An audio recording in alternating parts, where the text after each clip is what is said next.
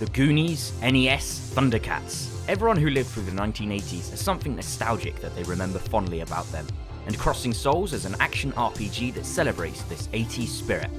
It's the story of a gang of 5 friends and the adventures that they get up to in California, 1986. One day they stumble across a body in the woods, grasping in its hand a pink stone. It seems harmless enough, but this stone changes their lives forever, because with it you get a glimpse into another world, the world of the undead. Global war, ancient curses, and an evil organisation led by the General Oros. These are all things that our little set of unlikely heroes are going to have to face if they want to save their city, their families, and of course, each other. So, let's meet the gang. Each of the 5 friends comes with their own abilities and their own set of strengths and weaknesses. For example, Chris can climb up vines that grow out of the wall. Matt, the nerdy scientist of the group, has rocket boots to allow him to hover over longer gaps. Charlie can use her jump rope to catapult herself across a long distance. You need to use all of these different skills in combination, switching between characters at the touch of a button. Things like what you need to do and where you need to go are always kept extremely obvious. For example, if you see a ladder, you know you need to switch to Chris, and that this is probably the way the game wants you to go. It makes everything quite straightforward, but it's the range of characters and the need to be switching between them that makes things more interesting, which leads us on to the combat.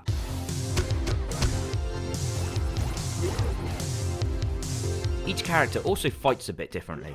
Big Joe, for example, hits harder but is slow. Some have ranged attacks like Matt's laser gun with the optional lock-on feature. Others though like to keep things more up close and personal. Just keep an eye out for your stamina bar, because attacking and using special moves depletes it.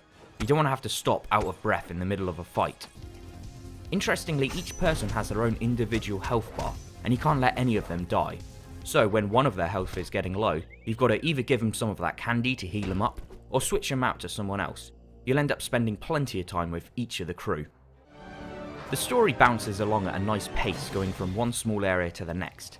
You've got towns and neighbourhoods to explore, where you can pick up side quests and chat to the locals, and of course check out the 80s references, from Beastie Boys to Poltergeist. Who knows, maybe using that little pink stone will let you glimpse into what's actually causing the hauntings in this house. Then there's areas like mountains and sewers that connect places together, and are filled with puzzles and combat, often throwing in simple things like bugs and rats for you to kill, and of course ghosts. The map is all interconnected, but that doesn't make it an open world. Roads and corridors will be blocked off appropriately to force you to head in the direction that the story intends you to go.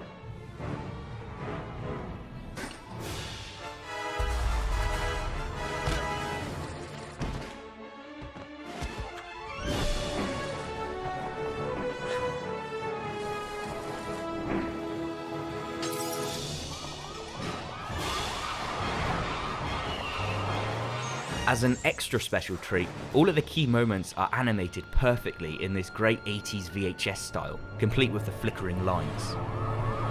Which leads on nicely to talk about the ghost world. Even this they had a lot of fun with, showing all of these different ghosts goofing around in the backgrounds and foregrounds.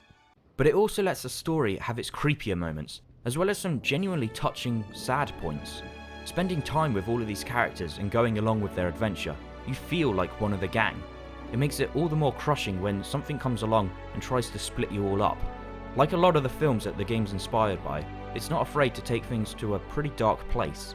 It starts with treehouse meetings, all-night NES marathons, and friends forever, but then suddenly things take a twist, and it really takes you by surprise. Things build up in intensity, so you'll be dueling with local gang members called the Purple Skulls, whose leader looks a lot like Prince.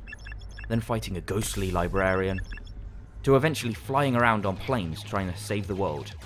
There are enough little moments to shake up the gameplay, like a Double Dragon inspired section, or a bike chase right out of ET.